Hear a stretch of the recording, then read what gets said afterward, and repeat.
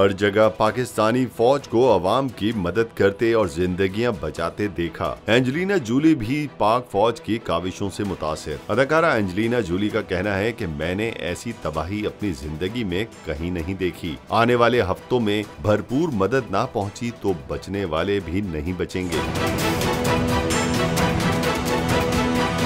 तफसीलात के मुताबिक आलमी शोहरत याफ्ता हॉलीवुड अदाकारा एंजेलिना जूली ने बुध के रोज National Flood Response Coordination Centre का दौरा किया। इस दौरान उन्होंने सैलाब मुतासरीन की मदद के लिए पाक फौज की कोशिशों को सराहने के अलावा आलमी बिरादरी के नाम खुसूसी पैगाम भी जारी किया। अदाकारा ने सैलाब ज़दा इलाकों में पाक फौज की इमदादी सरगर्मियों की तारीफ की।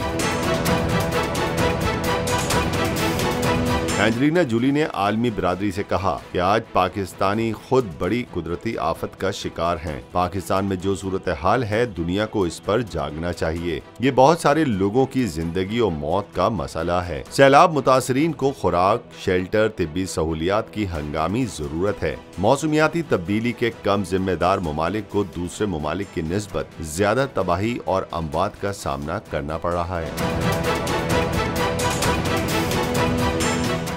मैं हूं इमरान रियाज खान। अब आप मुझे देख पाएंगे सिर्फ बोल न्यूज़। इमरान रियाज खान साहब जो हैं वो बोल फैमिली का हिस्सा बन गए हैं। बड़े अरसे बाद किसी चैनल ने हौसला किया है, तो मुझे ऐसा लगता था कि हमें बोलने की इजाजत नहीं मिलेगी, लेकिन बोल ने डिसाइड किया कि बोलने की इजाजत वो लेकर देंगे। मुझे बोल की एक चीज बहुत अच्छी लगी कि बोल ने कैटेगोरिकली कहा कि जो करना है करो, हमने अपना कोई बंदा नहीं निकालना।